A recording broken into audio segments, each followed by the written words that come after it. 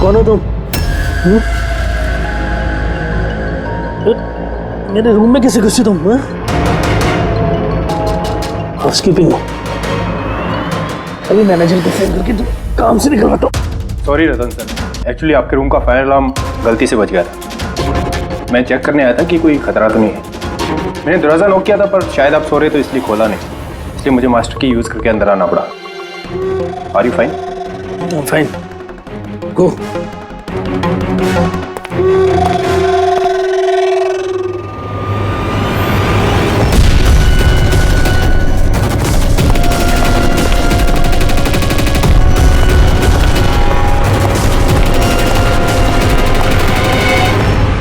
सोने के बाद भी सर दर्द क्यों है?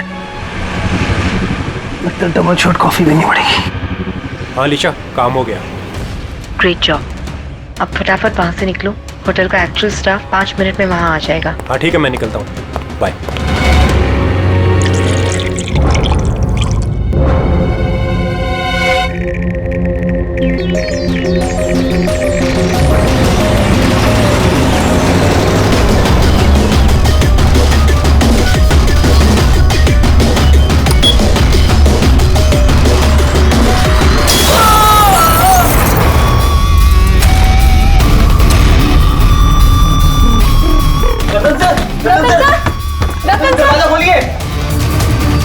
एक काम कर, मास्टर की से दरवाजा खोलते हैं।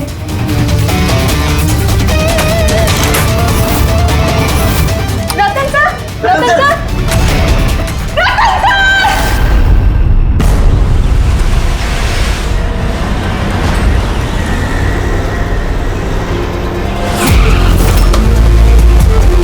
जिनका खून हुआ है उनका नाम क्या है? सर रतन जी, वो हमारे रेगुलर कस्टमर थे और वो बहुत ही बड़े फिजिसिस्ट भी थे सर। फिजिसिस्ट? जी सर। मतलब फिजिक्स में एक्सपर्ट है ये? जी सर। कितने बजे हुआ ये सब? सर यही तकरीबन सुबह 6:30 बजे। हटिए, चलिए हटिए प्लीज, हटिए।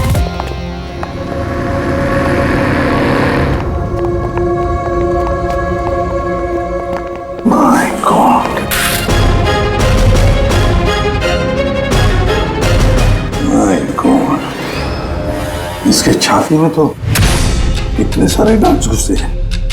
अगर इसकी मौत ये माइक्रोवेव ओवन ब्लास्ट होने की वजह से हुई है तो ये 1 2 3 4 6 डार्ट इसके शरीर में क्या कर रहे हैं? माइक्रोवेव ब्लास्ट नहीं हुआ सर, यहाँ तो गन रखी हुई है। डार्ट्स पहले से ही गन में फिक्स थी। ऐसा लगता है इस रतन को मारने की अच्छी खासी प्लानिंग की गई है। क्यों मैनेजर साहब, पता भी है आपको क्या हो रहा है आपके होटल में? आपके होटल के गेस्ट को किसी ने मारने की प्लानिंग की, माइक्रोवेव में ये डार्ट लगाकर। सर मैं खुद सरप्राइज हूँ कि ये सब क्या हो रहा है। यहाँ तुम्हारे होटल के रूम में एक मर्डर हुआ है। इसकी जवाबदारी आपके होटल की है और आपकी। पर सर आप बताइए, हम अपने कस्टमर को क्यों मारेंगे? जोया, जोया तुम बताओ ना सर को। सर के चेक इन करने के पहले तुमने कमरा ठीक से देखा था ना? जी सर। सर पूछिए ना सर, कल रात 11 बजे सर चेक इन किए थे होटल में। 10:30 बजे मैंने खुद चेक की थी कि सामान सब कुछ ठीक है कि नहीं, और माइक्रोवेव में उस वक्त कुछ डार्ट्स वगैरह नहीं थे।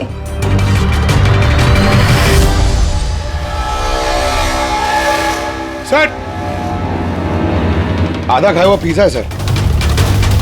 यार ये आपके यहाँ ये बाहर का खाना अलाउड है? सर अलाउड तो नहीं है, लेकिन रतन सर रेगुलर थे तो किसी स्टाफ ने अलाउ कर दिया होगा सर। यहाँ स्टाफ में कौन था जब ये पिज्जा कमरे के अंदर लाया गया? हाँ? क्या हुआ? हमारे सवाल शुरू हुए तो तुम्हारी जुबानें बंद होगी? सीसीटीवी फुटेज देखना है हमें। रात 10:30 बजे से सुबह 6 बजे तक जो कुछ भी हुआ है उन्हीं 7.5 घंटों के बीच में ही हुआ है।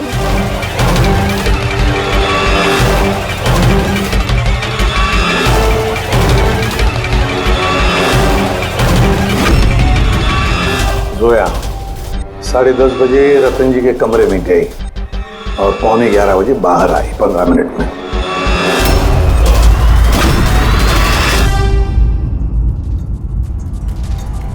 ग्यारह बज के 11 मिनट पे ये रतन कमरे में गया। फॉरवर्ड करना जरा।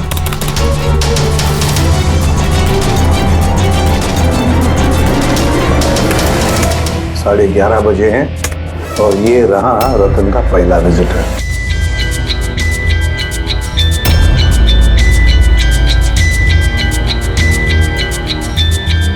अरे 5 मिनट में बाहर भी आ गया। काफी गुस्से में भी लग रही है कौन ये? सर ये अमित है, रतन सर के भाई। पहली बार आए थे होटल में। रतन जी तो मिलना भी नहीं चाहते थे इन्हें, पर इन्होंने जबरदस्ती करके रूम में घुस गए।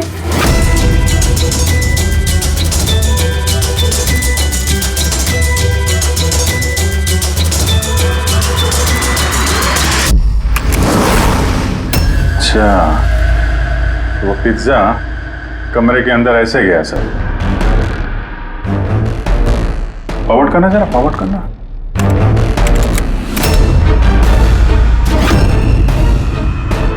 ये निकली स्टॉप 2 बजे।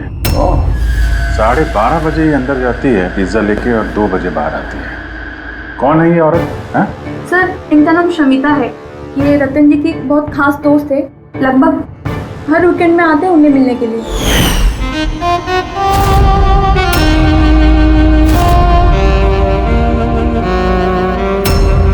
शमिता खास दोस्त रात के 12:30 बजे आती है पिज्जा लेकर। रतन को आखिरी कॉल किसी शमिता नाम की लड़की ने किया था और उससे पहले किसी अमित ने। सर।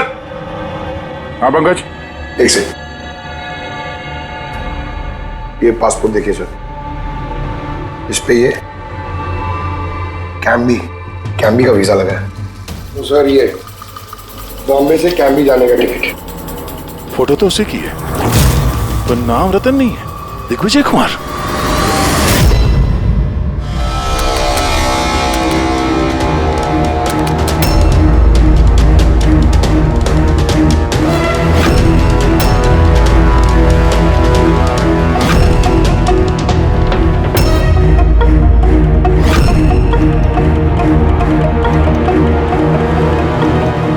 सुबह के 6 बजे होटल का स्टाफ मेंबर रतन के कमरे में जाता है और 6:30 बजे बाहर आता है, मतलब ठीक रतन की मौत से पहले।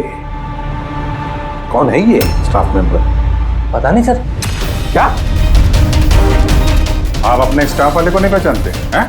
सर ये स्टाफ का आदमी नहीं है। मैं पता करवाता हूँ सर। मुकुल ये जाकर देखो ये आदमी कौन है। कोई नया स्टाफ आया है क्या? सर एक बात समझ में नहीं आ रही। ये रतन एक फिजिसिस्ट था, देश के स्पेशलाइज स्पेस प्रोग्राम पे काम कर रहा था। नकली पासपोर्ट बनाने की क्या जरूरत? वही तो, कोई किसी फिजिसिस्ट को मारने के लिए इतनी लंबी प्लानिंग क्यों करेगा? पूर्वी ये लैपटॉप चेक करो सर रतन का। सर हाँ, मैंने सारा रिकॉर्ड चेक कर लिया। ये बंदा होटल के किसी भी डिपार्टमेंट में काम नहीं करता है। इवन वो स्टाफ का भी नहीं था सर। वो मुझे लगता है वो बाहर का ही था। ये लो। कोई बाहर का अनजान आदमी आपके यहाँ आता है, होटल का स्टाफ बन के घूम रहा है, ये आपकी सिक्योरिटी है? हैं?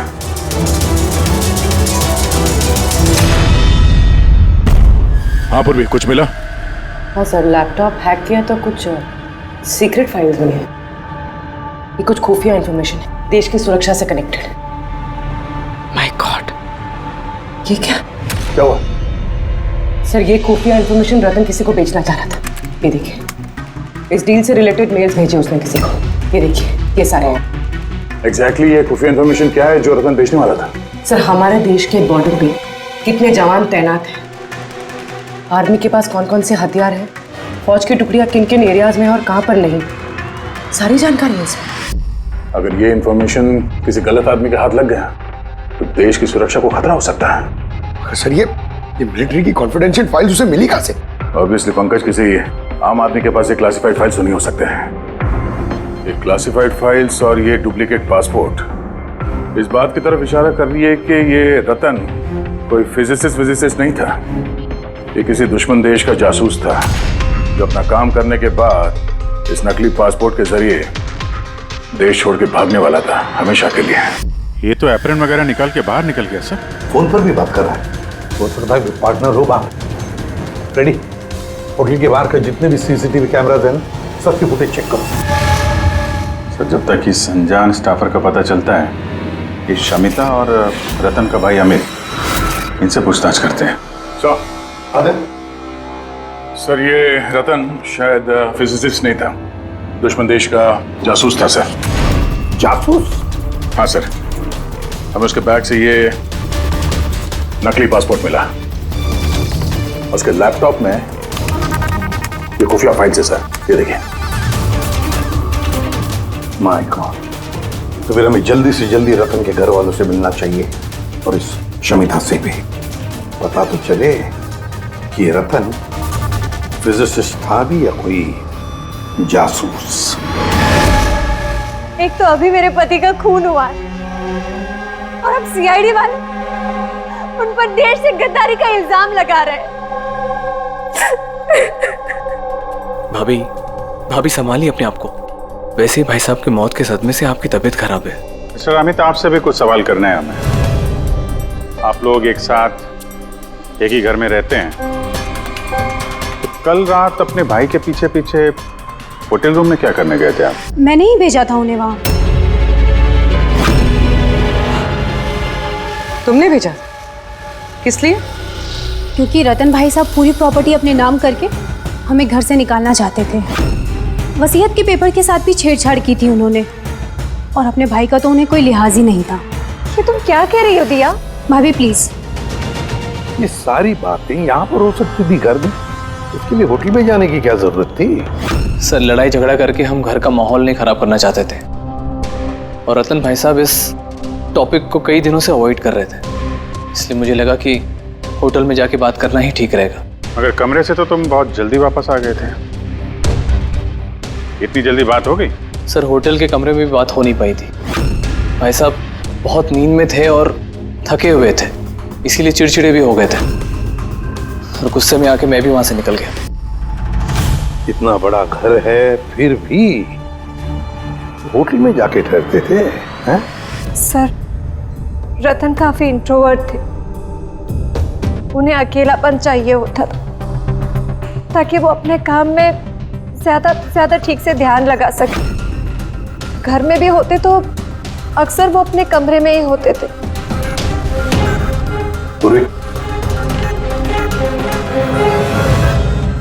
उन्हें जब कभी ज्यादा डिस्टरबेंस महसूस होता था तो वो अक्सर होटल में जाया करते थे।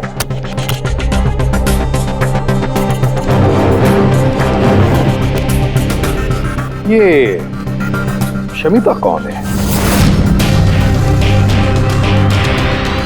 शमिता? प्लीज कुछ कीजिए ऑफिसर, मैंने सुबह मिसिंग कंप्लेंट दर्ज कराई थी, शाम होने वाली है, मेरी बीवी का कहीं कुछ पता नहीं चल रहा है। जीजू प्लीज रिलैक्स, शमिता दीदी मिल जाएगी। क्या शमिता जी लापता है? जी। आप लोग? हम लोग सीआईडी से। अच्छा वो आप लोग आ गए, ये लोग तो कुछ कर नहीं पा रहे, अब आप लोग पता लगाइए ना मेरी बीवी कहाँ है। हम लोग तो पता लगा ही लेंगे, एक खून करके जो भागी है वो। क्या?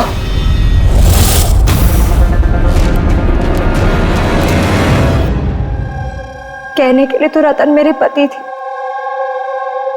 लेकिन मैं उनके बारे में कुछ नहीं जानती थी। वो मुझसे कुछ भी शेयर नहीं करते थे। उनकी जिंदगी के हर पन्ने मेरे लिए राज से कम नहीं था। ये शमिता कौन है मैं कुछ नहीं जानती, मैंने ये नाम भी नहीं सुना। यहाँ तक कि वो क्या करते हैं, क्या काम करते हैं, मुझे कुछ नहीं पता। ये उस होटल कॉरिडोर की फुटेज। कल घर से कहाँ जाने के लिए निकली थी शमिता? अब घर से तो ऑफिस के लिए ही निकली थी, मगर ऑफिस से निकलने के बाद कहाँ गई कुछ पता नहीं चल रहा है।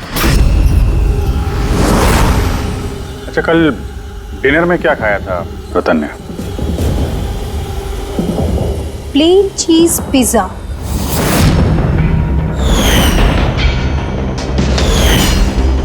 है ना भाभी?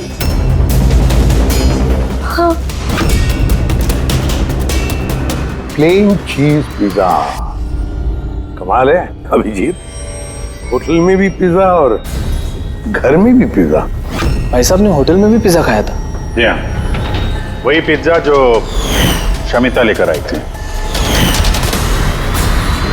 किडनैपर्स का फोन आया था? शमिता को किडनैप करना इतना आसान नहीं है।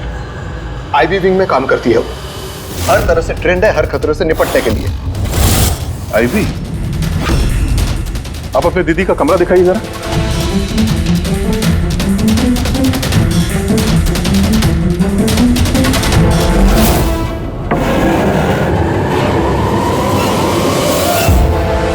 सर, ये है दीदी का कमरा।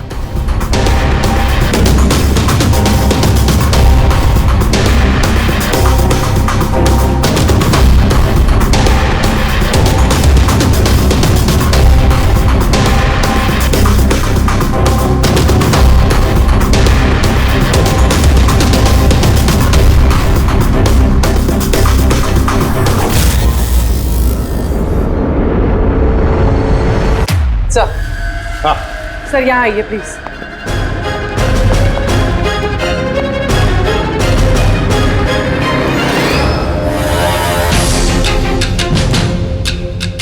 ये लो, कमरे के अंदर कमरा। सर, इधर आइए। ये कंप्यूटर हैक हुआ है सर। एक काम करो, पूरे घर की तलाशी लो। गाड़ियां, विग्स, ओहो, प्रोस्थेटिक्स। अभिजीत, देखा है सर? हाँ सर। और ये लॉकर में क्लासिफाइड फाइल्स। लगता है काफी समय से जासूसी चल रही है इसकी।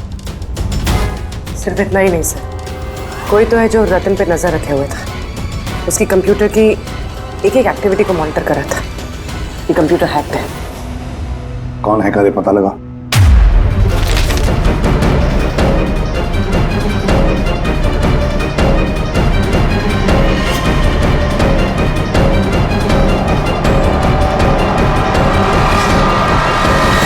अब क्या कहना है आप लोगों को इसके बारे में? एक ही छत के नीचे रहते थे आप लोग रतन के साथ, और इस बारे में आप लोगों को भनक भी नहीं है? सर भनक कैसी लगती सर? रतन भाई साहब तो अपने कमरे में किसी को घुसने भी नहीं देते थे। और यहाँ तक कि सर काम वाली को भी नहीं, सफाई वगैरह भी वो खुद ही किया करते थे। फिर जस्मीन जी, आपका क्या कहना है? ये तो बेडरूम के अंदर का ही तो कमरा है। सर, मैंने आपसे कहा ना, मुझे कुछ नहीं पता। अरे ये कब और कैसे? तो शमिता घर पे नहीं है सर, लापता है वो। आईबी ब्यूरो में काम करती है सर। हमने उसका लैपटॉप चेक किया। पूर्वी को रतन के लैपटॉप पे जो खुफिया इंफॉर्मेशन मिली थी सर, वो सारी इंफॉर्मेशन यहाँ शमिता के लैपटॉप में भी है। ये जानकारी लीक करके देश छोड़ के भागने का इरादा था। ये शमिता आईबी में नौकरी करती थी, इसका मतलब है वो देश की सारी खुफिया जानकारी उसके पास थी, जो वो रतन को देती थी, और रतन ये दुश्मन देशों को दे देता था। दोनों पैसे कमा रहे थे इसके ऊपर। हाँ सर, मगर इस बार उसने डबल क्रॉस कर दिया रतन को। उसने उसे जान से मार दिया और मार के यहाँ से भाग गई। या सारे के सारे सबूत इकट्ठा करो और ब्यूरो में लेकर आओ।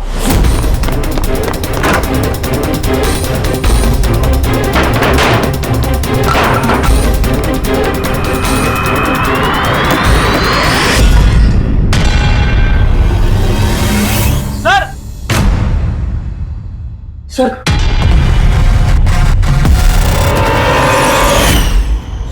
शमिता?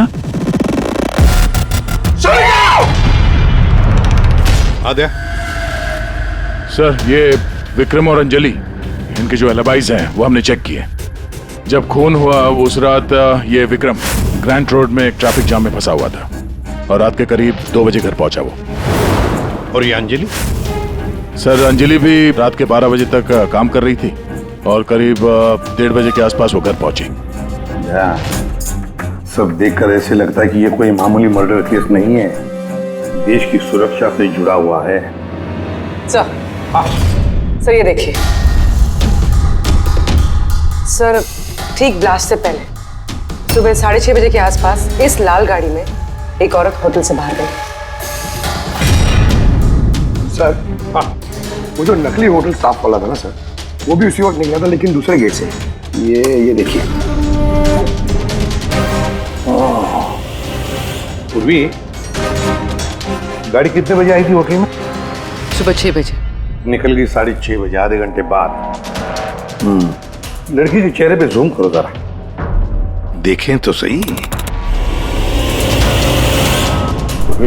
हमारे डेटाबेस में कुछ नाम और चेहरे हैं जिनसे देश की सिक्योरिटी को खतरा है। ये गद्दारों और जासूसों वाली लिस्ट है। इनके चेहरे स्कैन करो और उन सब से मैच करके देखो। और पंकज, आगे उसे पता करो कि ये गाड़ी किसके नाम पर रजिस्टर्ड है। सर बड़ा ही कंफ्यूजिंग केस है सर, कुछ समझ में नहीं आ रहा है आखिर ये माजरा है क्या। रेडी, एक बात तो पक्की है कि ये केस देश की सुरक्षा से जुड़ा हुआ है, इसलिए जिसने भी इस शमिता और रतन को मारा है ना, वो कोई मामूली क्रिमिनल नहीं, मामूली खूनी नहीं है। ये चक्कर कुछ और ही है। ओहो, अरे क्या हुआ, कुछ मिला? हाँ सर, मिला। ये आदमी और औरत उस लिस्ट में नहीं है देश के गद्दारों वाली, बल्कि उन लोगों के लिस्ट में है जो देश से गद्दारी करने वालों को पकड़ के खत्म करते हैं सर। ये दोनों आईबी ऑफिसर्स हैं, अलीशा और ईशान। ऐसे भी प्रद्युम्न, मैं आपकी बहुत इज्जत करता हूं, इसलिए मैं कुछ नहीं कह रहा। अगर यही इल्जाम किसी और ने लगाया होता तो वो ऑफिसर अब तक बहुत पछता रहा होता। शेखर जी, आप आईबी के हेड हैं, इसलिए वो ना आपका ये धमकी भरा रवैया मैं भी बर्दाश्त नहीं करता। एसीपी साहब, मैं धमकी नहीं दे रहा हूं, आपके इल्जाम का जवाब दे रहा हूं। आपने बड़ी आसानी से हम पर रतन और शमिता के खून का इल्जाम लगाया है। क्या आपको लगता है कि वो देश के गद्दार थे और इसलिए हमने उनको मार डाला? मैं इल्जाम नहीं लगा रहा, मैं साफ साफ पूछ रहा हूं कि क्या जो कुछ भी हुआ वैसा ही हुआ? देखिए सर, हम लोगों को पता है कि आप लोग जानते थे कि ये दोनों देश के सुरक्षा से संबंधित कुछ खास जानकारी दुश्मनों को बेचने वाले थे। और हमें यह भी पता है शेखर जी कि जिस वक्त रतन का खून होने वाला था, उस वक्त ईशान और आलिशा वहां उस होटल में मौजूद थे। रतन का खून होने से कुछ मिनटों पहले ही ईशान रतन के कमरे में गया था। शमिता रतन के कमरे में पिज्जा लेकर गई थी, एक ऐसा पिज्जा शायद जिसमें बेहोशी की दवाई थी। हा? तो आप लोगों ने शायद उससे कुछ ऐसा कहा होगा कि हमारे लिए काम कर दो और रतन को मार दो, तो आप लोग उसे छोड़ दोगे। क्यों? मगर वो अलग बात है कि उससे पहले शमिता मारी गई खुद अपने ही घर में। ये सच है कि हमें शमिता और रतन के गैर कानूनी कामों के बारे में पता चल गया था और इसीलिए सिर्फ और सिर्फ हम लोग उन पर नजर रख रहे थे। कुछ ऐसी कहानी सुनाइए शेखर जी जिस पर यकीन किया जाए। सर प्लीज, आप शेखर सर से इस तरह बात नहीं कर सकते। और तुम भी एसीपी साहब से इस तरह से बात नहीं कर सकते। Relax boys. अलीशा, तुम ही बताओ, तुम दोनों उस दिन होटल पे क्यों गए थे? सर,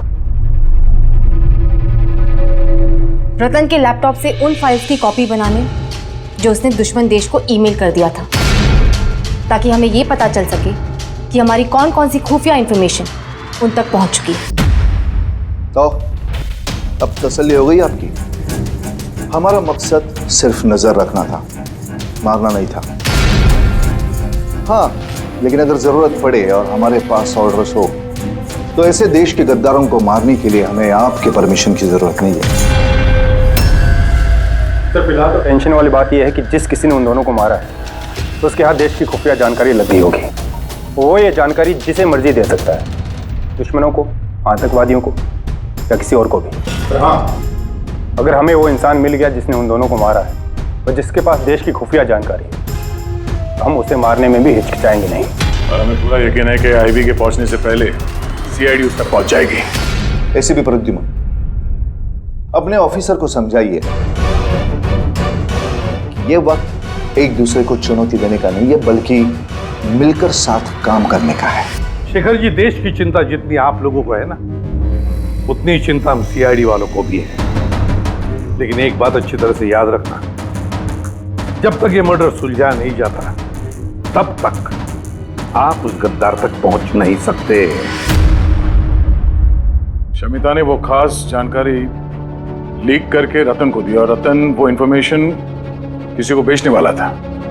मगर इससे पहले कि रतन अपनी गद्दारी का काम पूरा कर ले, किसी ने शमिता को रतन के खून के प्लान में हिस्सा बना लिया। और अब अगर वो ईशान नहीं है तो जो कोई भी है सर, उसे जल्द से जल्द ढूंढना होगा कि उसी ने शमिता को भी मारा है। हाँ, बोलता हूं क्या क्या सारुण के, अब क्या नया चक्कर है तेरा? क्यों?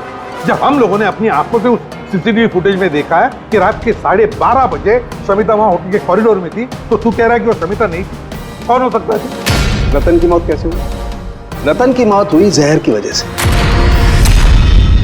वो डार्ट जो हमें रतन की बॉडी में से मिला है, उस पर इतना जबरदस्त जहर लगा हुआ था कि सेकंड्स में ही रतन की मौत हो गई। और सर पॉइंट नंबर 2, इस माइक्रोवेव में डार्ट फिक्स करने के लिए खूनी को पूरा टाइम मिला होगा, क्योंकि ये नशीला पिज्जा खाने की वजह से वो बेहोशी की हालत में पड़ा होगा। बस जो नशीली दवाई हमें पिज्जा में मिली है, उसी नशीली दवाई के ट्रेसेस हमें रतन के पेट में से।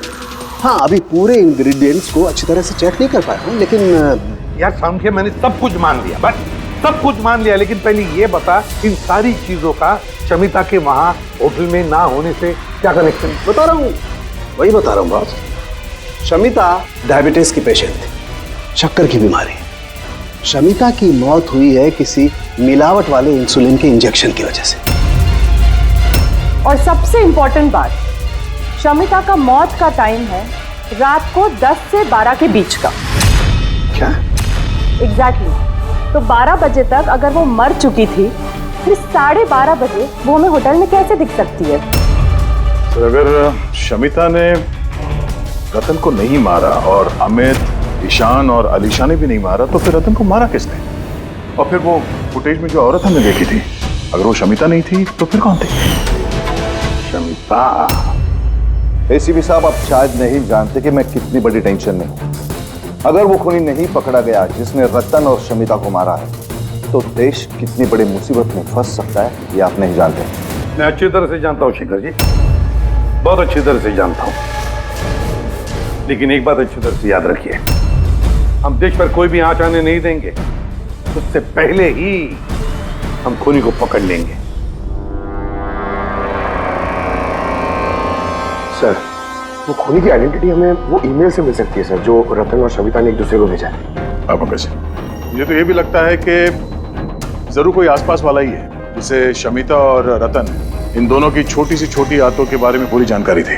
हाँ सर, जैसे कि सुबह उठते ही रतन का माइक्रोवेव में कॉफी बनाना और शमिता को इंसुलिन के इंजेक्शन पहुंचा देना, तो कोई पास वाला ही आदमी कर सकता है। और खूनी को ये भी पता था कि ये अंजलि और विक्रम रात 1 बजे से पहले घर आने वाले नहीं है।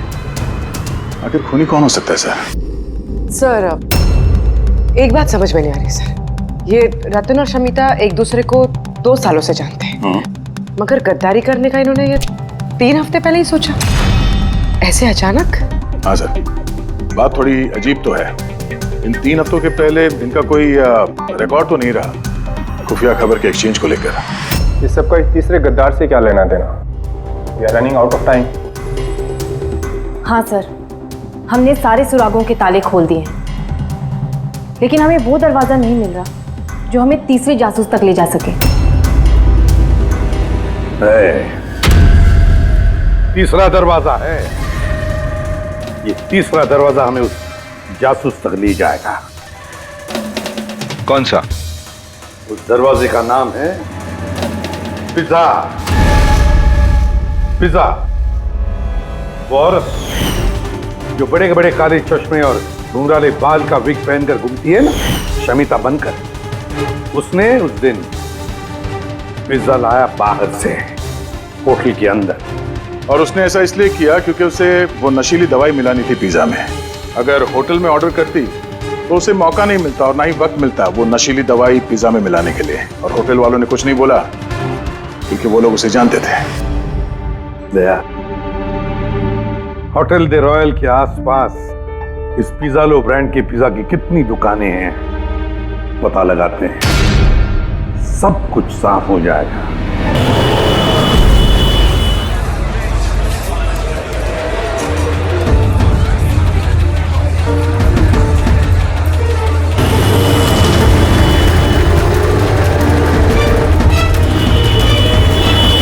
हाँ सर, कल रात 12:15 बजे कोई तो आया था पिज्जा लेने, लेकिन वो कोई लड़की नहीं बल्कि एक लड़का था। इन दोनों में से कोई था? हाँ सर, यही था वो। विक्रम?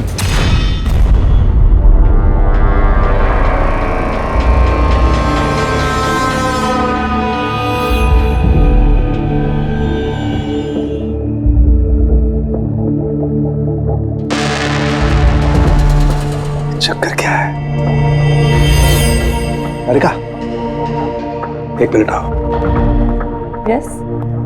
अरिका, ये दोनों स्लाइड्स में पिज्जा के सैंपल्स हैं। इसमें वो है जो हमने उसके पेट में से निकाला है। दूसरा ये पिज्जा का वो टुकड़ा है जो एक्चुअल है, जो टेबल पे रखा हुआ था। जरा देखो दोनों। सर, इट्स ऑब्वियस ना कि यही वाला पिज्जा खा के रतन वो बेहोशी वाली नींद सोया था। उसमें देखना क्या है? Do you think I'm a fool? No क्या पे? अरे कोई वजह होगी तभी तुम्हें दिखा रहा हूँ ना। प्लीज देखो ना। Of course sir. Just see it. हाँ हाँ सर, हाँ।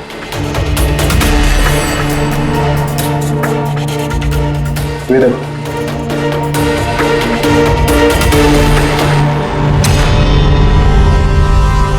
क्या? इसका मतलब रतन ये पिज्जा खा के दोष नहीं हुआ है? Exactly, वही दिखाना चाहता था मैं तुम्हें। क्या खाया होगा उसने?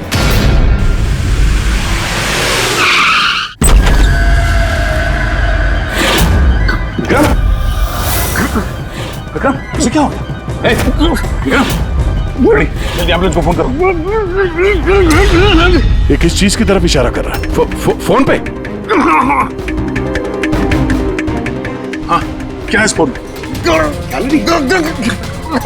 मिनट में एम्बुलेंस आ रही है। Good good good. शमिता और रतन सामने हैं। सिर्फ फोटो देखी तो लग रहा है कि लोग एक दूसरे को बहुत प्यार करते हैं। 1 महीने पुराना फोटो। दोनों प्यार करते थे या जासूस थे?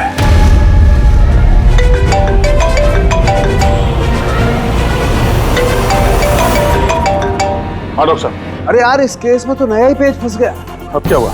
याद है वो पिज्जा जो रतन ने खाया था होटल में, जिसकी वजह से वो गहरी नींद सो गया। हाँ हाँ, वही पिज्जा जो वो नकली शमिता होटल के रूम में लेकर गई थी। यार यही गच्चा खा गए। दरअसल रतन उस पिज्जा को खाने की वजह से बेहोश हुआ ही नहीं। रतन बेहोश हुआ है किसी और चीज को खाने की वजह से, जो शायद उसने होटल में आने से पहले ही खा ली। होटल में आने से पहले? अभिजीत ने बताया था कि होटल आने से पहले रतन ने पिज्जा ही खाया था। अच्छा, कल डिनर में क्या खाया था रतन ने? प्लेन चीज पिज्जा, है ना भाभी? हाँ।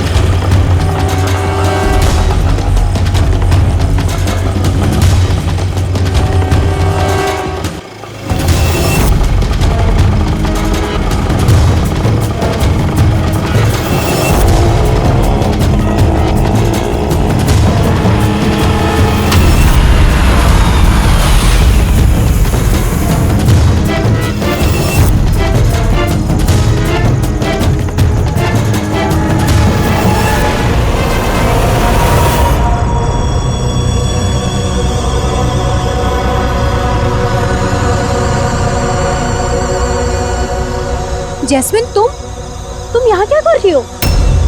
इन लोगों ने मुझे कुछ इन्फॉर्मेशन लाने के लिए कहा। मुझे कुछ पता ही नहीं उस इन्फॉर्मेशन के बारे में। इन्होंने कहा कि अगर मैं नहीं आई तो ये लोग मुझे जान से मार देगी, इसलिए मैं यहाँ आई हूँ। वो कौन तुम लोग? हम तीनों को यहाँ धोखे से बुलाने का मतलब? देश के साथ धोखा ना हो, इसलिए हमें कभी कभी मुजरिमों के साथ धोखा करना पड़ता है। आई बी विंक। आप लोग वही है ना जिन्होंने रतन भैया को मारा था? रतन को किसने मारा और किसने नहीं, इसकी सच्चाई जल्द सामने आ जाएगी। लेकिन दिया, अमित, एक और सच्चाई आना बाकी है। वो क्या? वो ये कि तुम दोनों को ये पता होना चाहिए कि तुम एक देश के गद्दार के साथ रह रहे हो, है ना जैस्मिन?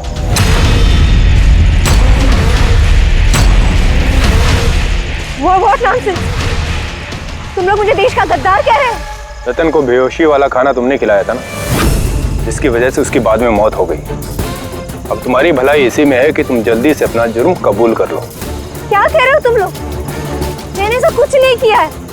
कौन सी बेहोशी वाली दवाई? मैं अपने पति को क्यों मारूंगी? हाँ, क्यों उसे बेहोशी वाली दवाई दूंगी? हमें तुम चुप क्यों? हाँ, तुम उस दिन मेरे साथ थे ना, जब मैंने रतन को खाना दिया था। तो फिर तुम कुछ क्यों नहीं बोल रहे? चुप क्यों? कुछ तो बोलो ना। सारी कोशिशें बेकार है जस्मीन। अपने देवर भैया के मुंह से सच उगलवाने की कोशिश मत करना, क्योंकि ये अपना मुंह खोलेगा ही नहीं। ये सारा किया धरा इसी का है। विक्रम को जानते हो? कौन विक्रम?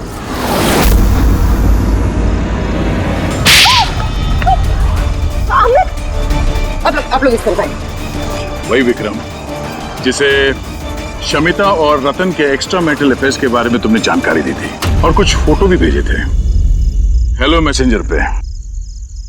ये देखो, डिस्प्ले पिक्चर में तुम्हारा चेहरा है। कुछ याद है? ये क्या? शमिता और रतन के फोटोग्राफ्स विक्रम को हेलो मैसेंजर ऐप से जैस्मिन ने किसी और ने भेजा है। अमित, देश को नुकसान पहुंचाने का मेरा कोई इरादा नहीं था सर। और ये सारा गद्दार जासूस वाला जो एंगल है, ये सब कुछ मेरा गेम प्लान था, ताकि मैं कानून को गुमराह कर सकूं। पूरी बात डिटेल में बताओ। ये गद्दारी वाला नाटक क्या है? सर ये सब एक गेम प्लान था, ताकि रतन की मौत का इल्जाम मुझ पर ना आए और शमिता का मौत का इल्जाम विक्रम पर ना जाए। इसीलिए मैंने ये सब गद्दार जासूस का ताना बाना बुना था। तो रतन को मारना क्यों चाहते थे तुम? हाँ? क्योंकि वो मुझे और दिया को घर से बाहर निकाल देना चाहता था, और अगर वो ऐसा कर देता तो मैं कुछ नहीं कर पाता। लेकिन मेरी किस्मत अच्छी थी कि उसी वक्त मुझे रतन और शमिता के लव अफेयर के बारे में पता चल गया, और तभी मैंने ये सारा प्लान रचा। मैंने शमिता के हस्बैंड विक्रम को उसकी बेवफा बीवी का सबूत दिया। गुस्सा तो इतना आ रहा है मुझे कि मन कर रहा है उसे डिवोर्स दे दूं, मगर क्या करूं? इसमें मेरा ही नुकसान है। अगर उसने मुझे छोड़ दिया ना, तो मैं खुद ही सड़क पे आ जाऊंगा। तो डिवोर्स मत दो, कुछ उससे भी बड़ा सोचो। मार डाले उन्हें। फिर मैंने और विक्रम ने रतन और शमिता के कंप्यूटर पे उनके नाम से ईमेल अकाउंट्स बनाए। रतन वाले ईमेल्स मैं भेजता था और शमिता वाले विक्रम। उस रात होटल में विक्रम ही नकली शमिता बनकर गया था। जब वो कमरे में पहुंचा तो उसने देखा कि रतन गहरी नींद में है। बस फिर उसने माइक्रोवेव में डार्ट्स फिट किए, थोड़ा सा पिज्जा खाया, नशीली दवाई मिलाई और फिर कमरे में से चला गया। और शमिता को वो जहरीला इंसुलिन का इंजेक्शन तुमने ही दिया था ना? हाँ, होटल जाने से पहले मैं शमिता के घर गया था। जी कहिए, आप कौन? तुम्हें आजाद करने आया हूँ। मतलब? दो लोगों से प्यार करना अच्छी बात तो नहीं है ना शमिता जी? जब ये सारा प्लान पहले से ही करके रखा हुआ था। भले ही वो मुझे घर से बाहर निकाल देना चाहता था, लेकिन था तो वो मेरा ही भाई। एक आखिरी मुलाकात तो बनती थी, और ये सब मेरे प्लान में भी मेरी मदद करती। मैंने विक्रम को पहले से इन्फॉर्म कर दिया कि रतन नींद में है और कुछ ही देर में सो जाएगा। और तुम्हें लगा कि सीसीटीवी फुटेज में बहुत सारे लोग दिखेंगे, उसमें अगर तुम भी दिख जाओगे तो कोई शक नहीं करेगा। इसीलिए तो मैंने ये सारा गद्दार जासूस वाला खेल रचा था, ताकि आप सब लोग इसी में उलझ के रह जाए। लेकिन जब ये आईबी वाले भी इस केस में जुड़ गए तो विक्रम डर गया और इसलिए तुमने उसे पैरालाइज कर दिया, और कुछ चारा भी नहीं था मेरे पास। ये तुमने क्या किया अमित? पैसों के लिए तुमने अपने भाई को मार दिया। अमित, जायदाद और पैसों की लालच में तुमने अपने सगे भाई का खून कर दिया, और तो और कानून के साथ और देश की सुरक्षा के साथ भी खिलवाड़ किया। बहुत संगीन जुर्म किए तुमने। कानून तुम्हें कड़ी से कड़ी सजा देगा।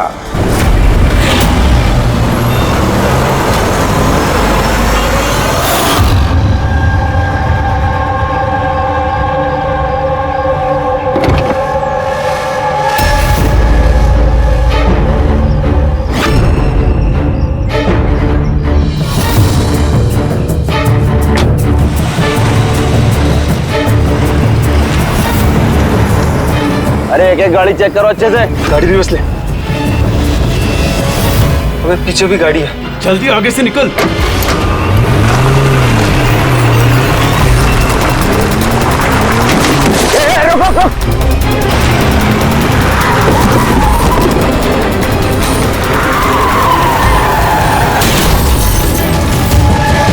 गाड़ी रिवर्स ले।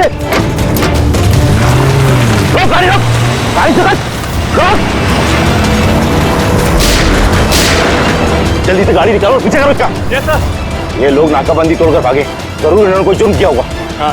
अगले 5 किलोमीटर तक नाकाबंदी करवाओ।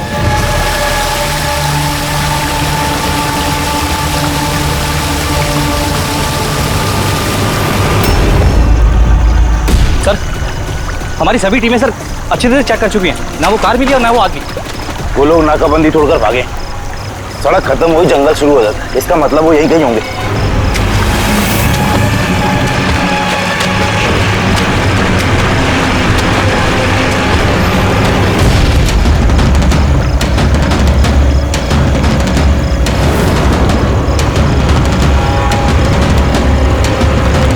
सर, वो देखिए, लगता है उन्हीं मुजरिमों का अड्डा है वो। हेलो, सभी साउथ एरिया की तरफ आई।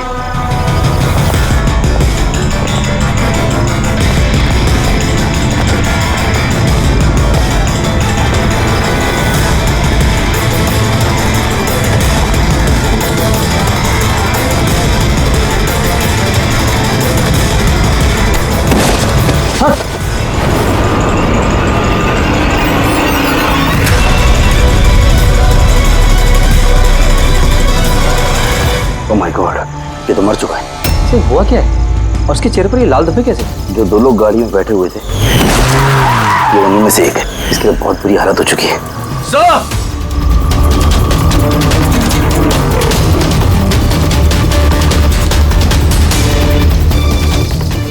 सर, सर ये तो वही आदमी है, उस लड़के का पार्टनर। पर ये हुआ क्या है सर? वैसे ही निशान है सर। तुम इसे जल्दी से हॉस्पिटल पहुंचाओ, तब तक मैं सीआईडी को फोन करता हूँ। सर, चलिए। Hello CID.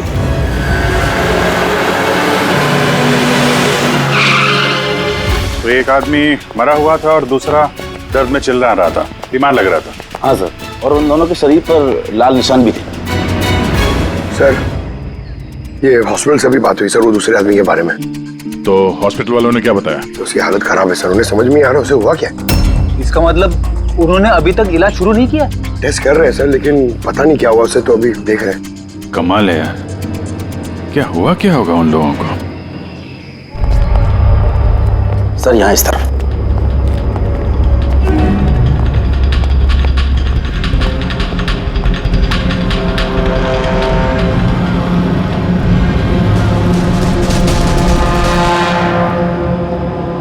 यहाँ तो ऐसा कुछ खास नजर नहीं आ रहा है। तो प्रणव, ये जो लाल निशान थे बॉडी में, उसके अलावा कोई फेटल इंजरी का निशान था क्या बॉडी में, जैसे चाकू के निशान हो या गोली मारने के? सर मैंने बॉडी को अच्छे से चेक किया था, उस पर कोई घाव का निशान तो नहीं था, लेकिन हाँ सर पर एक चोट जरूर थी, जो कि हो सकता है शायद एक्सीडेंट के दौरान लगी हो। बाकी तो एलर्जी टाइप निशान थे। अच्छा, आप बता रहे थे कि वो लोग नाकाबंदी, पुलिस नाकाबंदी से गाड़ी तोड़ के निकले थे, तो जाहिर सी बात है गाड़ी में ऐसी कोई चीज होगी जो वो नहीं चाहते थे कि पुलिस के हाथ लगे। हाँ सर, लेकिन वो कार मिली नहीं, पता नहीं कहाँ छुपाई है उन लोगों ने। नाकाबंदी तोड़े तो काफी टाइम हो गया है, कल ये वारदात हुई थी, मतलब उसके बाद ऐसा कुछ भयानक हुआ है जिसकी वजह से एक की मौत हो गई और दूसरा घायल हो गया। वो घायल आदमी कहाँ मिला था आपको? सर यही पीछे की तरफ। सर देखो, लोगों के पास ना तो मोबाइल फोन मिला और ना ही कोई आईडी। शायद गाड़ी को कहीं आसपास छुपा दिया होगा और फिर यहाँ पे चल के आगे बोलो। उन्हें शायद वक्त ही नहीं मिला होगा कार में से वो सामान निकालने के लिए जो वो लोग पुलिस से छुपा रहे थे। एक बार एक कार मिल जाए, आधे से ज्यादा सवालों का जवाब अपने आप मिल जाएगा। दूसरा आदमी हमें घायल हालत में यहाँ पर मिला।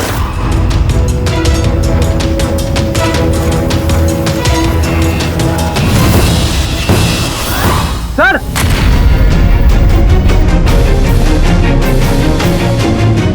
ये देखिए सर, खून से सना हुआ हाथ का निशान। ये देखो, जूतों के निशान भी है। चलो फिर अंदर जंगल में चल के देखते हैं, शायद ये जूते के निशान हमें कार तक ले जाएं। ठीक है, प्रणव, तुम और तुम्हारे बाकी के ऑफिसर्स जंगल की दूसरी तरफ तलाशी जारी रखना, हम लोग यहाँ पर देख के आते हैं। जाओ। बड़ी अजीब हालत है इस लाश की।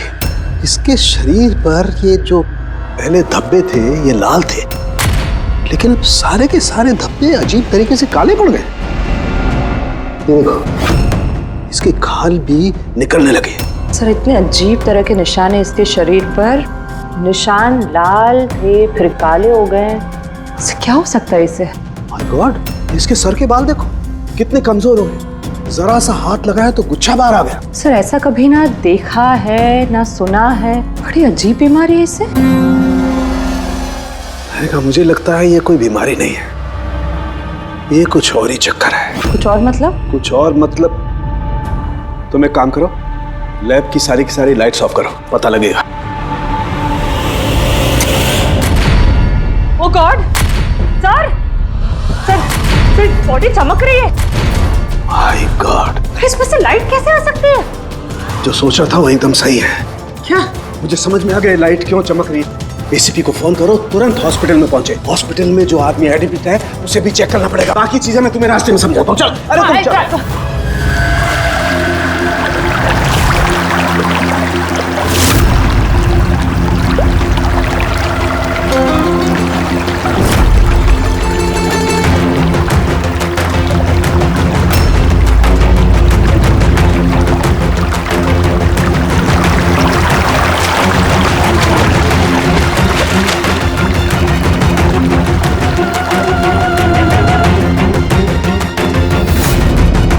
अभिजीत,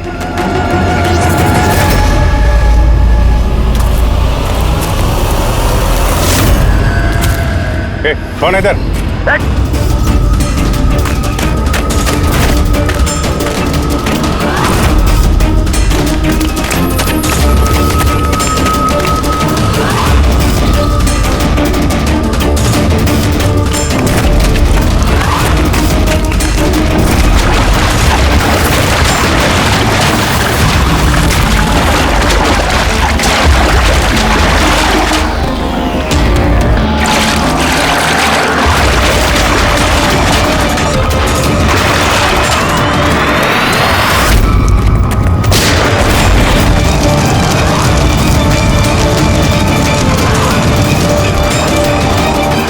डॉक्टर सलूम के आपके कहने पर हमने पेशेंट को इस सिक्योर रूम में शिफ्ट कर दिया। Very good. पर बात क्या है? देखिए, बात मैं थोड़ा आपको बाद में बताता हूँ। अरे सलूम के, हाँ वही है, बस डाउट तो है। Are you sure? एक बार चेक करो। हाँ ठीक है। कहाँ है? आइए प्लीज कम।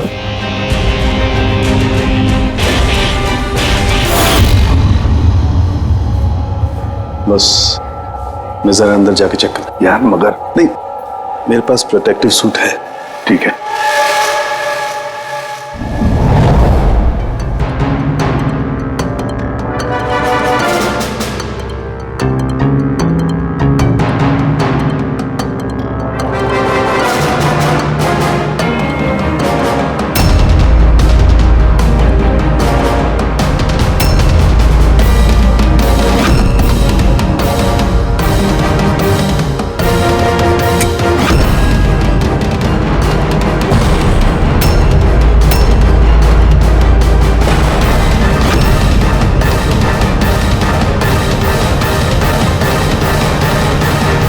यार सालुंकी, ये तो क्या शक सही निकला है। देखिए, जो भी नर्स और वार्ड बॉय इस पेशेंट के ज्यादा संपर्क में आए हैं, पहले उनको बुलाइए। उनका इलाज करना बहुत जरूरी है, प्रिकॉशन। तुरंत इलाज करना पड़ेगा, पर इलाज किस चीज का शुरू करना पड़ेगा? आप कुछ बताइए तो सही। डॉक्टर साहब, ये मरीज एक बहुत ही खतरनाक रेडियो एक्टिव मटेरियल के संपर्क में आया है, और ये जो सिम्टम्स आप देख रहे हैं ना, ये सारे के सारे सिम्टम्स रेडिएशन पॉइजनिंग के सिम्टम्स हैं। Radiation poisoning? हाँ, और इसका जो पार्टनर था वो ऑलरेडी मर चुका है। अगर इसका इलाज जल्दी नहीं किया गया तो इसका बचना भी नामुमकिन है। हे भगवान, मैं तो इस पेशेंट की कब से देखभाल कर रही थी। क्या मुझे भी वो रेडिएशन पॉइजनिंग हो गई होगी? पायल कंट्रोल योरसेल्फ। डॉक्टर, नहीं, देखिए, घबराइए मत। देखो पायल, तुम डायरेक्ट इस रेडियो एक्टिव मटेरियल के संपर्क में नहीं आई हो, इसलिए तुम्हें इन्फेक्शन होना बहुत ही कम संभावना है इसकी। फिर भी सेफ्टी के लिए आप लोग रेडिएशन एक्सपोजर की दवाई ले लीजिए, ताकि इससे होने वाले साइड इफेक्ट्स का असर आप पे ना हो। और हाँ, एक बात का ख्याल, आपसे जो कोई भी इस मरीज के पास है, जो कोई भी, उसे इस तरीके के प्रोटेक्टिव सूट्स का इस्तेमाल करना पड़ेगा, ध्यान रखना। सालुंकी, तेरे फोन कॉल के बाद में मैंने एटॉमिक रिसर्च इंस्टीट्यूट में फोन किया, उनसे पूछताछ की। उन्होंने बताया कि उनके पास जितना भी रेडियो एक्टिव मटेरियल था वो बिल्कुल ठीक ठाक है, स्टोरेज से कुछ भी गायब नहीं है। सर, ये रेडियो एक्टिव मटेरियल इस तरह खुले में तो नहीं मिलता, स्पेशल एजेंसीज के पास ही अवेलेबल होता है। बॉस, ये रेडियो एक्टिव मटेरियल इन्हें कहाँ से मिला, कैसे मिला, ये तो बाद में पता लगाएंगे।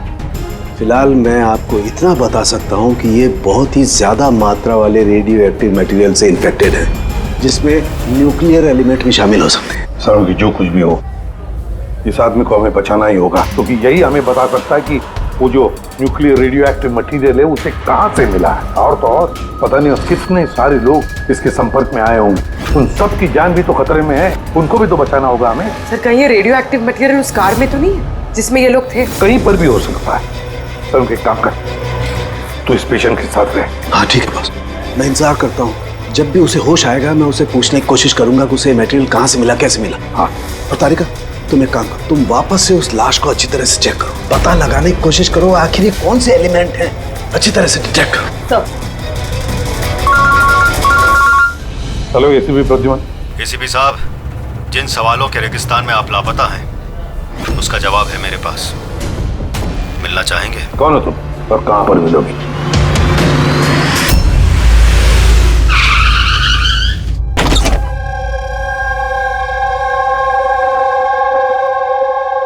G14 Rukmini apartments. इसकी कोई जरूरत नहीं है एसीपी प्रद्युमन, आपको मुझसे कोई खतरा नहीं है। आप चाहें तो ये गन नीचे रख सकती हैं। कौन हो तुम?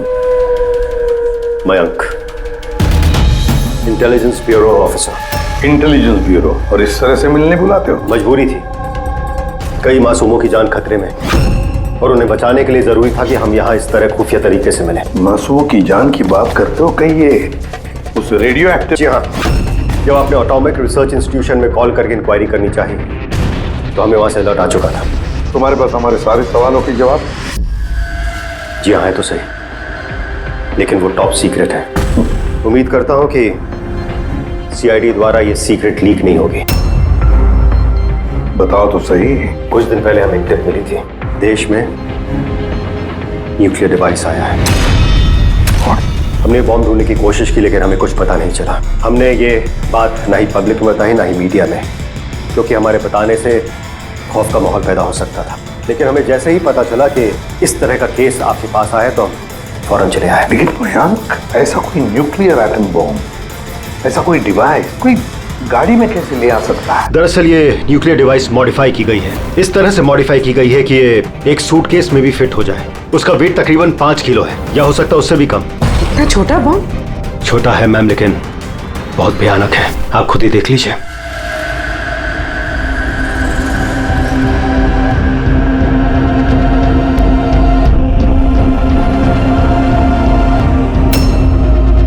अगर ये ब्लास्ट हो गया सर, तो 25 किलोमीटर के रेडियस में सिर्फ और सिर्फ तबाही होगी। 5 किलोमीटर के रेडियस में जो भी इंसान रहते हैं वो तुरंत मर जाएंगे, और 20 किलोमीटर के रेडियस में अगर कोई इंसान बच भी गया तो ये तो अपाहिज हो जाएगा या मेंटली रिटार्डेड हो जाएगा। भगवान ना करे ये बॉम्ब ब्लास्ट मुंबई में हो जाए तो मुंबई की क्या हालत होगी आप सोच भी नहीं सकते। मयंक, जब तक हम लोग हैं, जब तक ये सीआईडी है, तब तक इस शहर को कोई कुछ नहीं कर सकता, ना हम कुछ होने देंगे। इस न्यूक्लियर बॉम्ब को हम ढूंढ निकालेंगे।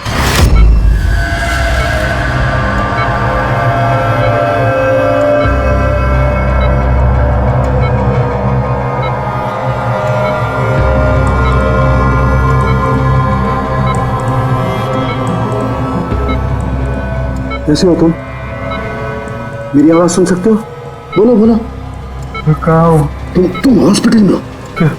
क्या हो रहा है मुझे? कुछ नहीं हुआ, तुम्हें कुछ नहीं हुआ। देखो तुम बहुत खतरनाक रेडिएशन के शिकार हो गए थे, लेकिन अभी तुम्हारा इलाज हो रहा है। आनंद आनंद का आनंद है तुम्हारा दोस्त। माफ करना भाई, आनंद तो इस दुनिया में नहीं। लेकिन तुम घबराओ मत। देखो तुम मेरी बात ध्यान से सुनो। तुम बताओ मुझे कि तुम इस रेडिएशन के शिकार कैसे हुए, कहाँ हुए, कब हुए? याद है? डिलीवरी करने को कहा था। डिलीवरी करने को कहा था? किस चीज की delivery? Nuclear bomb. Nuclear bomb? Hello reception, देखिए आप एसीपी प्रद्युमन को तुरंत मैसेज दीजिए, उनसे बोलिए डॉक्टर सालुखे ने बुलाया। अच्छा एक बात बताओ, तुमने न्यूक्लियर बॉम्ब की डिलीवरी कर दी या अभी वहीं पर है? कहाँ है ये न्यूक्लियर बॉम्ब? कहाँ है? मैं तुम्हें नहीं देखो बताना चाहिए, बहुत सारी जिंदगियों का सवाल है ना। वो मुझे मार डालेगी। नहीं घबराओ मत, सीआईडी टीम तुम्हारे साथ है, तुम चिंता मत करो, कोई कुछ नहीं कहेगा।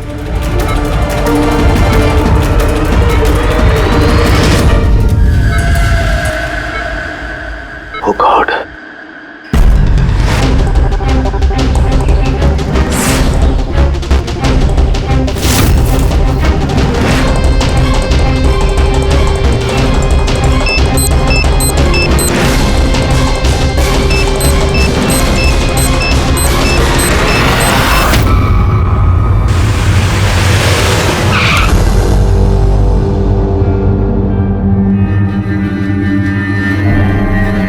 सालुखे, सो गया क्या?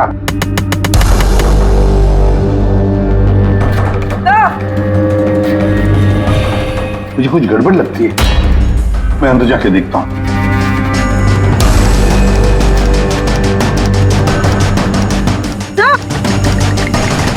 सालुखे, सालुखे, क्या हुआ सर?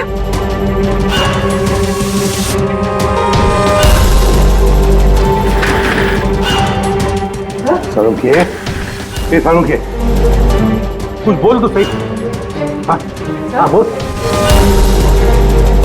सर ये होश में, लेकिन कुछ बोल नहीं पा रहे हैं। जल्दी से डॉक्टर को बुला। तारिका कहाँ गई? हाँ। देख सालुखे, बताना यार। सालुखे, सर आपको मेरी आवाज आ रही है? सर ये तो स्ट्रोक के सिम्टम्स है। Doctor Somesh, doctor Salukhe has suffered a stroke. Sister, emergency room का बंदोबस्त करो right now. Can you hear? चलो देखिए, चलो जल्दी। अभिजीत, गाड़ी में रेडिएशन तो है मगर काफी कम है, मगर बॉम्ब का नामो निशान नहीं। मतलब बॉम्ब निकाल लिया गया गाड़ी से? सर, वो आदमी जो गाड़ी के पास खड़ा था, उसे तो उसके गैंग के लोगों ने मार दिया, फिर ये बॉम्ब कहाँ गया? गैंग के किसी दूसरे अपराधी ने निकाला होगा। इस गाड़ी का फ्यूल टैंक भी खुला हुआ था। लगता है जब हम लोग यहाँ पर पहुंचे तब वो डायनामिट स्टिक को जलाकर ये गाड़ी को उड़ाने वाला था ताकि कोई सुराग ही न बचे। बहुत बड़ी प्लानिंग की है उन लोगों ने, एक एक सबूत मिटाते जा रहे हैं। एक बात समझ में नहीं आ रही है सर, वो रेडियो एक्टिव चीज कार में लीक कैसे होगी? शायद उस एक्सीडेंट की वजह से। नाकाबंदी से भागने के बाद इस कार का एक्सीडेंट हुआ था ना, और उसी के बाद वो रेडियो एक्टिव रेडिएशन के सिम्टम्स उन पे होने लगे। पता नहीं वो बॉम्ब इस वक्त होगा कहाँ पे, और न जाने कितने लोग इस रेडिएशन की चपेट में आएंगे। तो जहाँ पर उन्हें वो बॉम्ब पहुँचाना था वहाँ पे बॉम्ब पहुँच गया है, तो हजारों लाखों लोगों की जान खतरे में है। The medicine is in the IV, right? Doctor Salukhe की तबीयत कैसी है? सर इन्वेस्टिगेशन तो चालू है इस वक्त। कब तक चलेगी इन्वेस्टिगेशन? सर हमने कुछ टेस्ट किए, सर को एग्जामिन किया, लेकिन अचानक ऐसा स्ट्रोक आएगा, कुछ समझ में नहीं आ रहा है। सर सिक्योर रूम में जो मरीज था उसकी मौत हो गई। सर मरीज मर चुका है, डॉक्टर साहब की हालत नाजुक है। वो न्यूक्लियर बॉम्ब का है, उसका हमें पता नहीं। अब क्या करें? इस शहर में हजारों लाखों सूटकेसेस होंगे। अगर जल्दी उस बॉम्ब वाले सूटकेस को नहीं ढूंढा तो इतनी तबाही होगी कि इतिहास में वो दिन काले अक्षरों में लिखा जाएगा।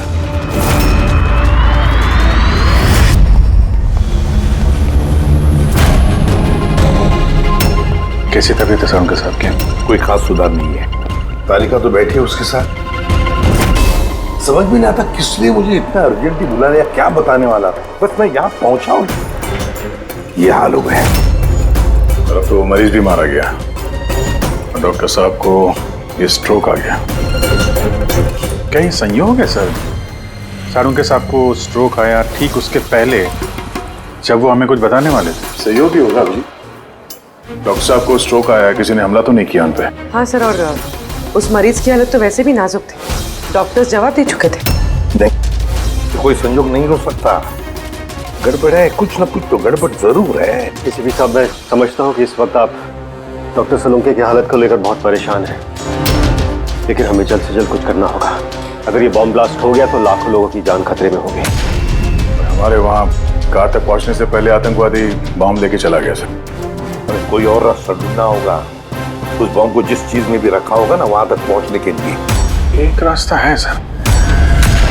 क्या सर? वो बॉम्ब जिसमें रखा है, वो बॉक्स कंटेनर, वो डैमेज है सर, तभी तो वो रेडिएशन लीक हुई है। तो सबसे पहले वो आतंकवादी उस बॉक्स को रिपेयर करवाएंगे ताकि रेडिएशन की वजह से उनके दूसरे साथी उससे प्रभावित ना हो। और हाँ, उन्हें जरूरत पड़ेगी लेड की।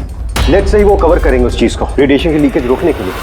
लेकिन ये काम किसी अहरे गहरे का नहीं, किसी एक्सपर्ट का काम है। ये किसी जानकार आदमी का जो रेडियो एक्टिव मटेरियल के साथ काम कर सकता है, जो जानता है इसके बारे में ये सब। सर, खबरियों को काम पे लगा देते हैं, पता करते हैं कि ऐसा कौन कौन है ब्लैक मार्केट में जो इस तरह का खुफिया काम करता है। साहब, मेरे को मालूम पड़ा कि बेकी की लाश मिली इसी गैरेज में। नाम काफी खराब था साहब उसका इस सब मामले में, और इस कंटेनर को इसी ने बनाया होगा शायद। पॉइंट ब्लैंक गोली मारी है, कोल्ड ब्लडेड मर्डर। वो आतंकवादी आए थे यहाँ पे लेड कंटेनर बनवाने, और जैसे उनका काम हो गया, मार के निकल गया। दिन दहाड़े एक आदमी का खून हो जाता है, ऐसा कैसे हो सकता है कि किसी ने देखा ना हो, कुछ सुना ना हो? खून होते हुए तो किसी ने नहीं देखा, लेकिन एक गवाह है जिसने सबसे पहले लाश को देखा। तो बुलाइए उसको। जतिन, ये सीआईडी ऑफिसर है। जब तुमने ये लाश देखी तो क्या दुकान के आसपास किसी और आदमी को भी देखा था क्या? हाँ साहब, दुकान से बाहर आते हुए एक आदमी को देखा था। उस वक्त मैं सड़क के उस पार था। उस आदमी के जाने के 5 मिनट बाद जब मैं वापस आया तो देखा कि विक्की की लाश यहाँ पड़ी हुई थी। उस आदमी के हाथ में कोई सूटकेस वगैरह था क्या? हाँ साहब, था ना। आपको कैसे मालूम? जरूर उसी ने खून किया है। उसका हुलिया याद है तुम्हें? हाँ साहब। स्केच बनवा सकते हो? जी सर। गुड। पवन, पवन, इसे क्या हुआ? पवन उठो। नर्स, नर्स, डॉक्टर को बुलाओ जल्दी। पता नहीं इसे क्या हो गया। प्लीज। डॉक्टर, डॉक्टर, क्या हुआ? डॉक्टर साहब देखिए, पता नहीं इसे क्या हो गया। ओह गॉड, इसे भी स्ट्रोक हुआ है। एक काम करो, डॉक्टर तारिका को बुलाओ अभी का भी। एक काम करो, इसको रूम में शिफ्ट करो। चलो। डॉक्टर तारिका, डॉक्टर तारिका, डॉक्टर तारिका, सुन रही हैं आप मुझे? डॉक्टर। ओह माय गॉड, इसे भी स्ट्रोक आया। This is unbelievable. ये हो क्या रहा है? एक के बाद इन सबको स्ट्रोक आ रहा है। समझ में नहीं आता, 3 हट्टे कट्टे लोगों को एक साथ स्ट्रोक कैसे आ सकता है? नहीं नहीं नहीं, कुछ ना कुछ तो गड़बड़ जरूर है। कुछ ना कुछ तो गड़बड़ है। सर, कोई आर्टिफिशियली स्ट्रोक कैसे करा सकता है? डॉक्टर समझ, तो ये रेडिएशन की वजह से तो नहीं? नहीं, रेडिएशन पॉइजनिंग की वजह से स्ट्रोक नहीं हो सकता। और वो जो वार्ड बॉय है, वो तो पेशेंट के पास आया भी नहीं था। ये वार्ड बॉय आपको बेहोश मिला था ना? जी। कहाँ? सप्लाई रूम में। सप्लाई रूम, पक्का रेडी।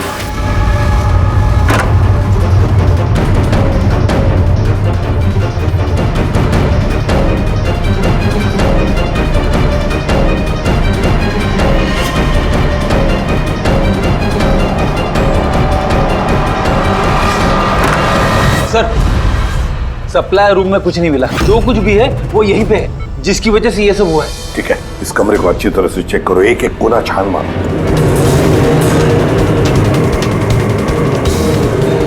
रेडी? मैट्रेस के नीचे देखो।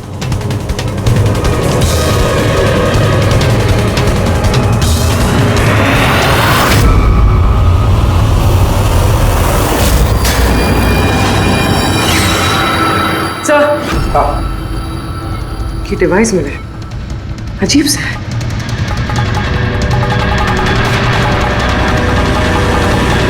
डॉक्टर साहब जी, क्या ये किसी मेडिकल एपरेटस का हिस्सा है?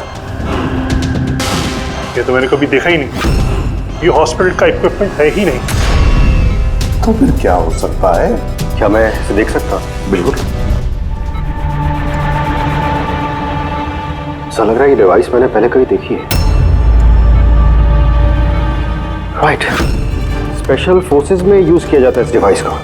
If I am not wrong, इसे न्यूरल डिस्ट्रप्टर कहते हैं। न्यूरल डिसरप्टर मतलब? देखिए, हमारा शरीर तभी काम करता है जब दिमाग कुछ सिग्नल देता है उस शरीर को काम करने के लिए, जैसे उठना, बैठना, खाना पीना या फिर बातें करना। और ये सिग्नल आता है न्यूरॉन्स के जरिए, और ये डिवाइस दिमाग और शरीर के सिग्नल को कैंसिल कर देता है, डिस्टर्ब कर देता है।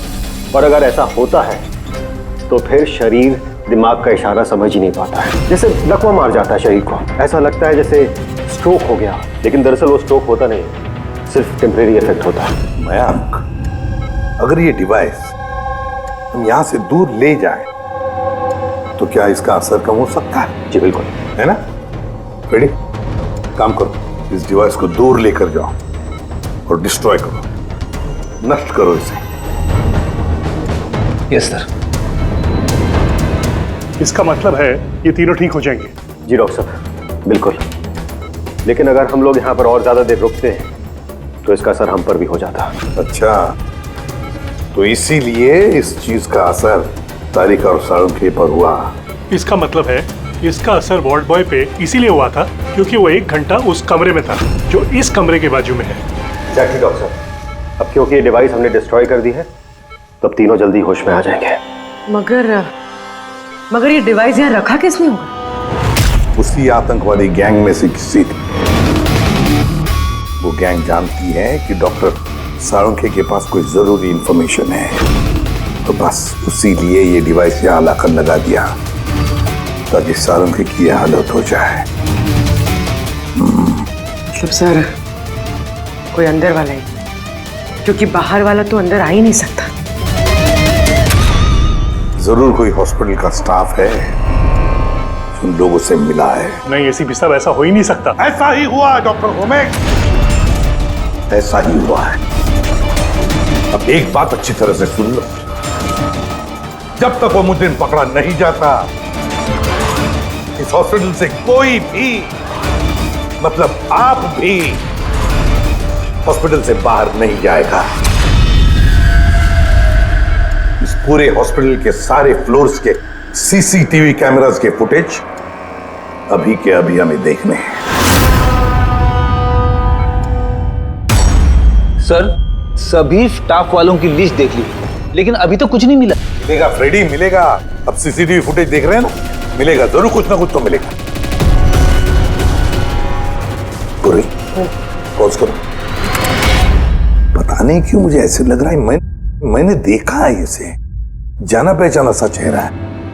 कौन कौन? यस, ये देखो, यही आदमी है वो। ये दया अभिजीत ने जो स्केच बनवाया ना, यही है वो। देखो, विकी का खून करने के बाद जो बॉम्ब वाला ब्रीफकेस लेकर गया था। सर, ये नर्स कौन है और ये क्या बात कर रहे हैं आपस में? ये तो मुझे पता नहीं, लेकिन एक बात तो पक्की है कि इस हॉस्पिटल के स्टाफ में से जो भी कोई मुजरिमों के साथ मिला है ना, ये नर्स है वो। सर, ये नर्स तो पायल है। ये पायल का है, बुलाइए उसे।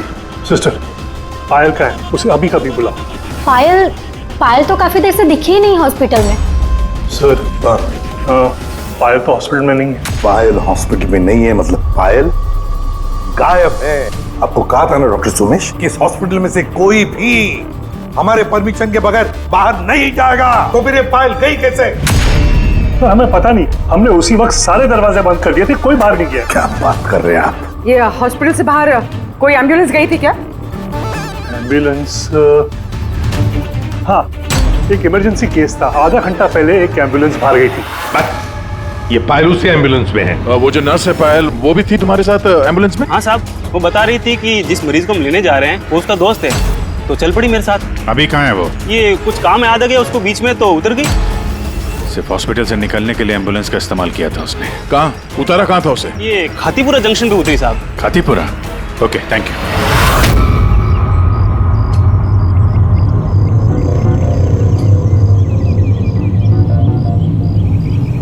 अरे सुनना भाई साहब, इस लड़की को देखा है क्या? 1 घंटे पहले यहाँ पे नर्स का ड्रेस पहना हुआ था इसने। हाँ साहब, मैंने इसको देखा है, मेरे रिक्शे में आई थी। अभी आधे घंटे पहले मैं इसको 5 बत्ती सिग्नल के पास छोड़ा था। Thank you. 5 बत्ती सिग्नल वहां कहाँ गई होगी है? ये देखो, जरूर आसपास कहीं भीड़ भाड़ वाले इलाके में ही जाएगी। ये बॉम्ब फटने के बाद ज्यादा से ज्यादा लोगों को नुकसान पहुंचना चाहिए। मॉल, ये मॉल में ही गई होगी। 5 बत्ती के सिग्नल पे ही तो है। और आज संडे, बहुत ज्यादा भीड़ होगी वहां।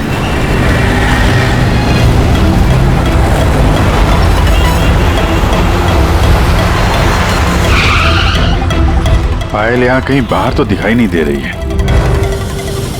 कहीं मॉल के अंदर तो नहीं चली गई? मेन गेट से तो वो मॉल के अंदर जा नहीं सकती। सिक्योरिटी चेक में पकड़ी जाएगी वो। बॉम्ब का रेडियस 25 किलोमीटर का है।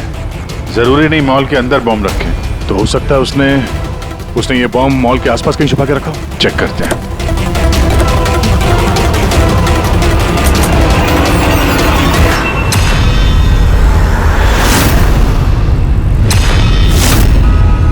इसके साथ तो वही आदमी है, स्केच वाला।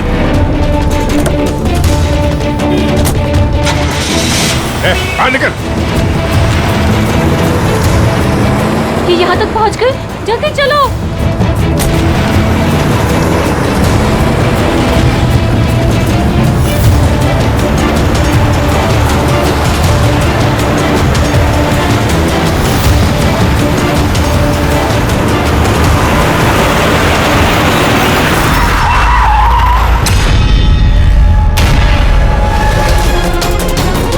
बस खेल खत्म तुम लोगों का। बैग दे। ले लो। पर कोई फायदा नहीं है, मैंने बॉम्ब को एक्टिवेट कर दिया है। 1 घंटे में ये शहर भी खत्म हो जाएगा और हम भी मर जाएंगे।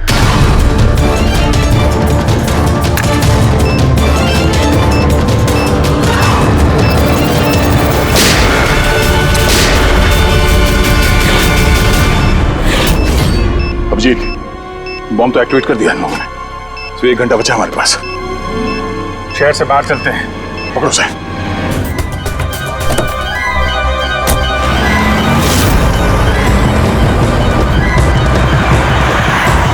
आबादी से तो काफी दूर आ गए। इस बॉम्ब का क्या करें? किसी तरह डिफ्यूज हो जाए तो। इम्पॉसिबल है अभिजीत। मतलब हो सकता है, मगर वक्त लगेगा और हमारे पास वक्त नहीं है। मगर अभिजीत, मैं सोच रहा था कि इस काम के लिए हमारे दोनों का जाना जरूरी थोड़ी है। कोई एक आदमी जाएगा तो बहुत है। हाँ, बात तो तुम यार सही कह रहे हो। बॉम्ब ज्यादा भारी नहीं है, हल्का है। मैं लेके जाता हूँ, रोक दो गाड़ी। अरे अभिजीत, मैं ये कह रहा था कि तुम चले जाओ, मैं ले जाता हूँ इसे। अच्छा, मैं तुम्हें अकेला छोड़ दूँ? ये नहीं होने वाला। देखो, मेरे आगे पीछे कोई नहीं है, मेरे पीछे कोई रोने वाला है नहीं, किसी को कुछ फर्क नहीं पड़ता। हाँ, मेरे पीछे तो पूरी फौज खड़ी हुई है। अरे मेरे आगे पीछे कौन है? आगे किसने देखा और पीछे का मुझे याद नहीं। क्या बात कर रहे हैं यार? अगर तुम्हें कुछ हो गया ना तो तारिका को क्या जवाब दूंगा मैं? ये दया, ये गलत बात है यार। काम के समय मजाक अच्छा नहीं है। मैं मजाक नहीं कर रहा हूँ। फोन करो। नहीं, अच्छा ठीक है, चलो मैं मानता हूँ यार। सॉरी है तो नहीं, लेकिन मैं बॉम्ब छोड़ूंगा नहीं, पकड़ के ही चलूंगा इसे। हम दोनों चलेंगे साथ में। बस तुम कभी मेरी बात नहीं मानो।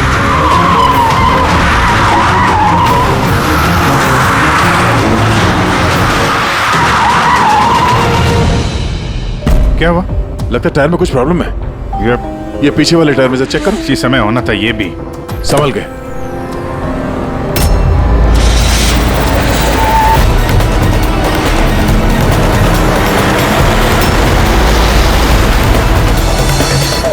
ये चीटिंग है, ये चीटिंग है दया।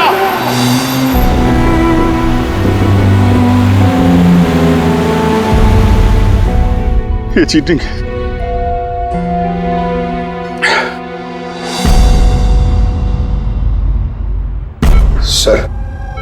तारिका और ये वार्ड बॉय ये तो होश में आ गए, मगर सालू के सर होश में क्यों नहीं आ रहे सर?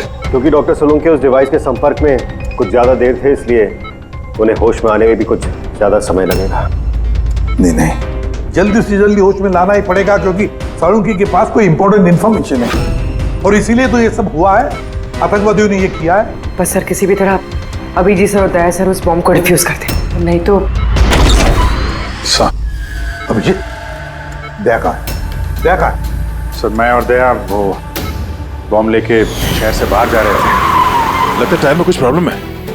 ये पीछे वाले टायर में से चेक कर। दया ने मुझे संभल के गाड़ी से बाहर निकाल दिया और खुद निकल पड़ा है सुसाइड मिशन पे। और तुमने उसे जाने दिया?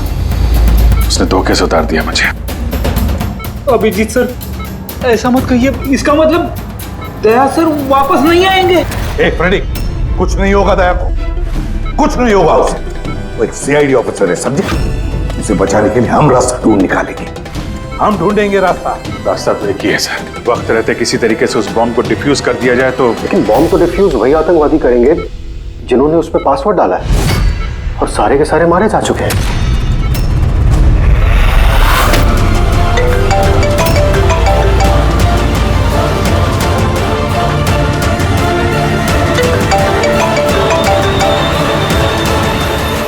यार सर, दया सर फोन ही नहीं उठा रहे।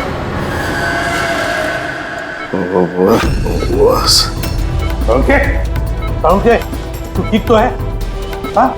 Nuclear bomb. क्या जानता है, बता। क्या बताने वाला था तू मुझे? जल्दी बता। पासवर्ड जानता है तू? हाँ। क्या है पासवर्ड? जल्दी बता। Rainbow. Abhijit sir, password rainbow है।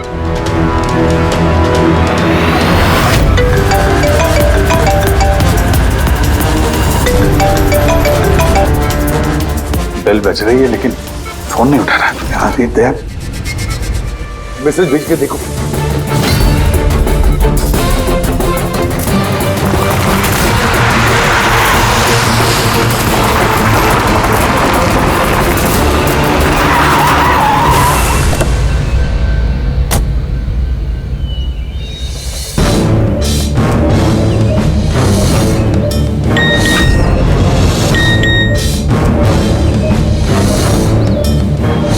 अभिजीत का मैसेज, कोड मिल गया? हाँ अभिजीत, दया पासवर्ड मिल गया है। पासवर्ड है। एक मिनट।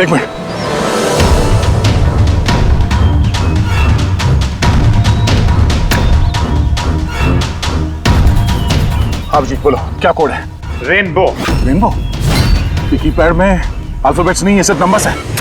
अल्फाबेट नहीं है यार, ऐसा कैसे हो सकता है? उसमें देखो ना, कहीं होगा अल्फाबेट के लिए जगह। देखो ABCD 26 अल्फाबेट्स है, तो जैसे एक A1 होगा। रेनबो का आर का देखो। पंकज जल्दी बताओ, वैल्यू क्या निकलती है? देखो रेनबो। मैं एक नंबर बोलने वाला हूँ, वो नंबर टाइप करना। ओके? अरे टाइम नहीं है सर, ये बनता है सर। दया, ये न्यूमेरिकल नंबर दे रहा हूँ, उसको टाइप करना। कौन सा नंबर? 18। एक मिनट। हाँ बोलो। 18 19 14 15 523। नहीं अभिजीत, बॉम्ब डीएक्टिवेट नहीं हुआ। दया, हो सकता है ठीक से टाइप ना हुआ, फिर से टाइप करो। हाँ अभिजीत, ठीक से डाला, जल्दी बताओ यार। 6 मिनट 23 सेकंड बचे हैं बस। 18 19 1429। अरे अभिजीत कुछ नहीं हो रहा है यार, वो कीपैड का बटन दबाता हूँ तो म्यूजिकल ट्यून बज रहा है बस, और कुछ नहीं। ये म्यूजिकल आवाज कैसी? कहीं ये पासवर्ड म्यूजिकल तो नहीं? रेनबो एक मोबाइल ट्यून है ना? जरा देखो। हाँ, टोन। जल्दी करो यार, टाइम नहीं है। एक सेकंड। ये क्या है? सुनाओ। दया ये ट्यून सुनो और उसमें ये ट्यून को डालने की कोशिश करो। अभिजीत, ये म्यूजिक तो यहाँ ये कीपैड में बज रहा है। ये सुनो, ये 1 2 3 4 5 6 नहीं, ये 5 नंबर तक एक ही म्यूजिक बज रहा है, उसके बाद ये म्यूजिक चेंज होता है। ये सुनो, 6 7 8 9। नहीं दया ध्यान से। 5 तक ट्यून है, उसके बाद ड्रम की आवाज है। 5 तक जो है ना 1 2 3 4 5 वहां तक जो ट्यून है उसको ट्राई करो। यार मैं कोई म्यूजिशियन हूँ क्या? मुझे कुछ समझ में नहीं आ रहा है। ये क्या है, क्या ये ट्यून? यार दया ऑप्शंस ट्राई करो। 1 2 3 4 5 है, 5 4 3 2 1 करो, 1 3 5 5 4 3 2 1, कुछ भी रैंडम करो, रैंडम। अरे कर तो रहा हूँ यार। दया ट्राई करो, कुछ करो। सर कोशिश कर रहा हूँ सर, ये कुछ जम नहीं रहा है। नहीं हो रहा अभिजीत सर, ये नहीं हो रहा सर। 40 सेकंड बचे हैं सर। कोशिश करो यार, हम लोग हैं साथ पे तुम्हारे।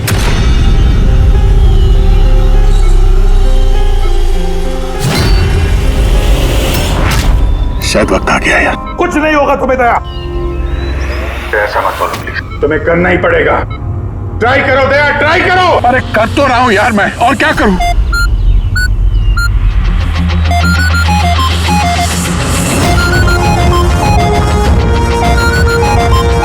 टाइम खत्म हो गया सर। दया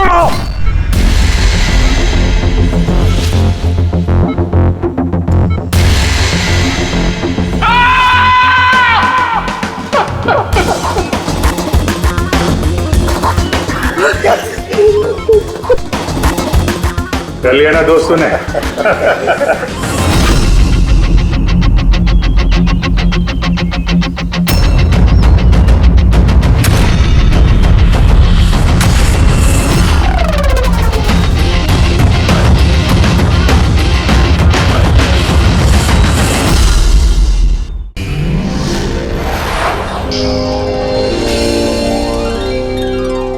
CID के और भी मजेदार और सस्पेंस से जुड़े एपिसोड्स को देखने के लिए हमारे चैनल को सब्सक्राइब करें और बेल आइकॉन दबाना ना भूलें।